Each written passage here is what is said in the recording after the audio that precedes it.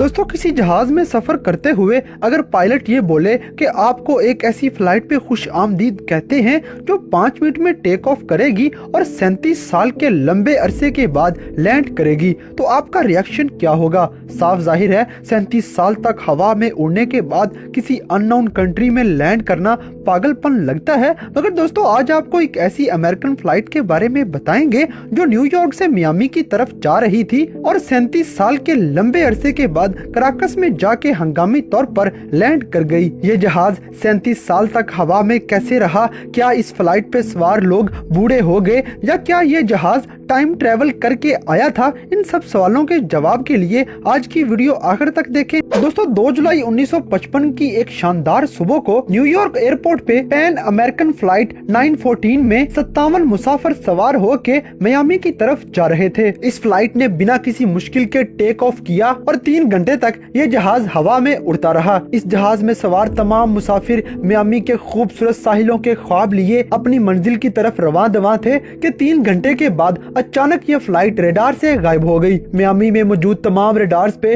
किसी किस्म की भी कोई रीडिंग नहीं आ रही थी कि कोई भी फ्लाइट उनके एयरपोर्ट पे लैंड करने वाली है। मगर न्यूयॉर्क की तरफ से मुसलसल ये कमांड दी जा रही थी कि पैन अमेरिकन नामी ये फ्लाइट फ्लोरिडा में लैंड करने वाली है। कुछ देर के बाद मियामी में मौजूद एयर ट्रैफिक कंट्रोल ने घबरा कर न्यूयॉर्क में मौजूद एयरपोर्ट पर कॉल की तो पता चला कि उनके रेडार से भी ये जहाज गायब हो चुका है। ये जहाज हैरानकुन तौर पर दोनों एयरपोर्ट्स के रेडार से मुकम्मल तौर पर गायब हो चुका था। किसी को कुछ पता नहीं था कि ये जहाज अचानक कहां चला गया है, इसको जमीन खा गई या आसमान निगल गया। मगर जो भी था, इस जहाज का कोई भी नामो निशान पीछे न बचा था। इस जहाज की तलाश जारी कर दी गई और ये जहाज ढूंढने के लिए बहुत से हेलीकॉप्टर्स को भेजा गया। दोनों मुल्कों की आर्मीज की हेल्प भी ली गई, मगर किसी सूरत भी इस जहाज का कोई सुराग न लग सका। जहाज हवा में ही कहीं गायब हो चुका था। यहाँ तक कि इस फ्लाइट की तलाश के लिए समुद्र में भी टीम भेजी गई और बहुत दिनों की तलाश के बाद समुद्र में से भी कोई सुराग न मिल सका। काफी दिनों की मुसलसल तलाश के बाद भी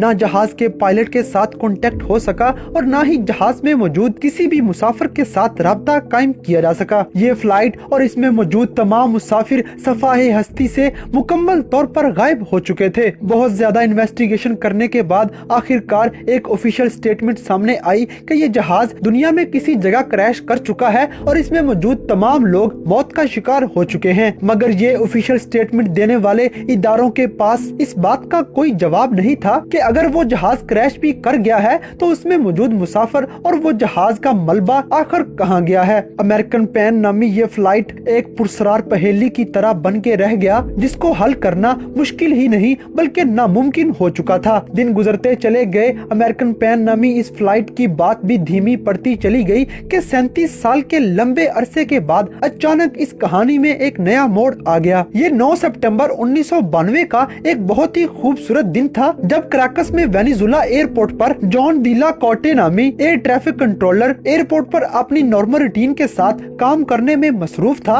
और कॉफी पीते हुए फ्लाइट्स को मुख्तलिफ किस्म की हिदायत दे रहा था कि अचानक एक बहुत ही अजीबोगरीब वाकया पेश आया। अचानक ही न जाने कहां से रडार पे एक और डॉट नजर आने लग पड़ा, जिसके बारे में उसको किसी किस्म की कोई भी इंस्ट्रक्शन नहीं दी गई थी। ये जहाज न जाने कहां से अचानक उसके रडार में आ गया था और ये कहां से आ रहा है और कहां जा रहा है, इसके बारे में दिला कोटे को कोई इल्म नहीं था। दिला कोटे नामी इस एयर ट्रैफिक कंट्रोलर ने इस नजर आने वाले डॉट को सिस्टम की गलती समझते हुए इग्नोर किया, मगर रडार पे आने वाली ये रीडिंग्स बिल्कुल भी गलत नहीं थी और सही मायनों में एक जहाज को हवा में कराकस एयरपोर्ट की तरफ आते हुए देखा जा सकता था। ये जहाज काफी पुराना था और DC-4 मैकडोनल्ड डगलस नामी मॉडल का ये जहाज किसी भी तरह से जदीद दौर का नहीं लगता था। ये एयर ट्रैफिक कंट्रोलर इस जहाज को देख के परेशान हो गया कि अचानक इतना पुराना जहाज कहां से आ गया है। मगर परेशानी की असल वजह ये नहीं थी, इससे भी बड़ी परेशानी इसके बाद आने वाली थी जब एयर ट्रैफिक कंट्रोलर ने अपना रेडियो ऑन करते हुए जहाज के पायलट के साथ राब्ता किया और जहाज पे सवार पायलट ने टावर से एक बहुत ही अजीब सवाल किया। पायलट ने इंग्लिश में पूछा कि हम कहां पर हैं। टावर की तरफ से दिला कोटे ने जवाब दिया कि आप कराकस एयरपोर्ट पर लैंड करने वाले हैं। ये सुनना था कि पायलट की तरफ कुछ देर के लिए खामोशी छा गई और फिर खामोशी तोड़ते हुए पायलट ने इंग्लिश में जवाब दिया कि ये flight pan America flight flight 914 है जो न्यूयॉर्क से मियामी की तरफ जा रही है और इस फ्लाइट पर 57 मुसाफिर सवार हैं। ये सुनना था कि अब टावर की तरफ कुछ देर के लिए खामोशी छा गई। टावर पे मौजूद एयर ट्रैफिक कंट्रोलर इस सोच में परेशान हो गया कि आखिर ये फ्लाइट 1100 मील इतनी दूर क्या करती फिर रही है और ये तो किसी सूरत भी मुमकिन नहीं कि ये फ्लाइट न्यूयॉर्क से उड़ने के बाद किसी किस्म की भी रीफिलिंग करने के बगैर कराकस तक पहुंच सके। दिला पोर्टे ने अपनी परेशानी को साइड पे रखते हुए पायलट से कुछ और सवाल पूछे तो पायलट ने एक और बहुत ही हैरान कुन जवाब दिया। पायलट ने जवाब दिया कि ये फ्लाइट मियामी एयरपोर्ट पर 2 जुलाई 1955 में 9:55 में लैंड करने वाली है। ये सुनना था कि टावर की तरफ मुकम्मल तौर पर खामोशी छा गई और वो हैरानो परेशान होकर इस बात का कोई भी जवाब न दे सके। एयर कंट्रोलर ने समझा कि शायद पायलट पागल है और इस वक्त उसका दिमागी तवाज़ुन दुरुस्त नहीं, क्योंकि इस दिन 2 जुलाई 1955 की बजाय 9 सितंबर 1992 का दिन था। मगर एयर ट्रैफिक कंट्रोलर ने पायलट को किसी किस्म का और भी सवाल करने की बजाय लैंड करने के लिए ओके की रिपोर्ट दे दी। पैन अमेरिकन नामी ये फ्लाइट बड़ी आसानी के साथ कराकस एयरपोर्ट पर लैंड कर गई और ग्राउंड यूनिट्स को फौरी तौर पर बुला लिया गया। एयरपोर्ट पे मौजूद तमाम अमला इस जहाज के इर्द गिर्द इकट्ठा होने लग गया। दिला कोटे ने पायलट के मुख्तलिफ किस्म के हैरान कुन जवाब सुने थे, इसलिए दिला कोटे ने एयरपोर्ट सिक्योरिटी को भी बुला लिया था। ये एयरपोर्ट सिक्योरिटी इस फ्लाइट के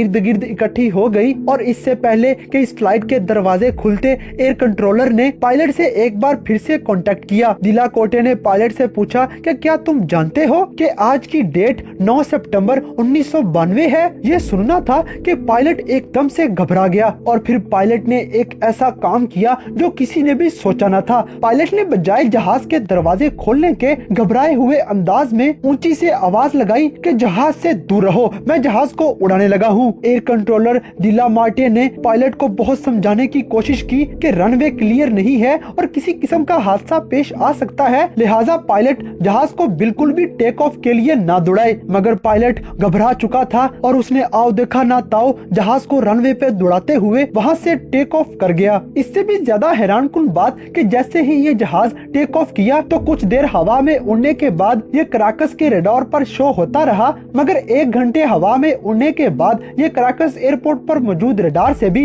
गायब हो गया और वो दिन और आज का दिन ये जहाज उसके बाद दोबारा फिर से कभी ना मिल सका। ये जहाज फिर से हवा में गायब हो गया और अपने पीछे किसी किस्म का कोई सुराग भी ना छोड़ गया। ये सारी बातें तो अपनी जगह, मगर ये सवाल आज भी एक पहेली है कि आखिर ये जहाज 37 साल तक कहाँ रहा और अगर ये 37 साल तक हवा में भी रहा तो इतना ज्यादा तेल ये जहाज में कहाँ से भरता रहा और जहाज में मौजूद मुसाफिरों के लिए खुराक का इंतजाम भी कहां से होता रहा। इस वाक़े की इन्वेस्टिगेशन की गई और कुछ लोगों ने एयर ट्रैफिक कंट्रोलर दिला मार्टे को झूठा साबित करने की कोशिश की और उस पर इल्जाम लगाया कि दिला मार्टे अपनी तरफ से मनगढ़ंत कहानी सुना रहा है। मगर दिला मार्टे की बात को सच साबित करने के लिए एक छोटा सा सबूत मिल गया। पैन अमेरिकन नामी ये फ्लाइट टेक ऑफ करने से पहले एक कैलेंडर इस एयरपोर्ट पर फेंक गई जो 1955 का कैलेंडर था। इस कैलेंडर को देख के अंदाजा लगाया जा सकता था कि ये जहाज वाकई ही 1955 में मियामी एयरपोर्ट पर लैंड करने वाला था।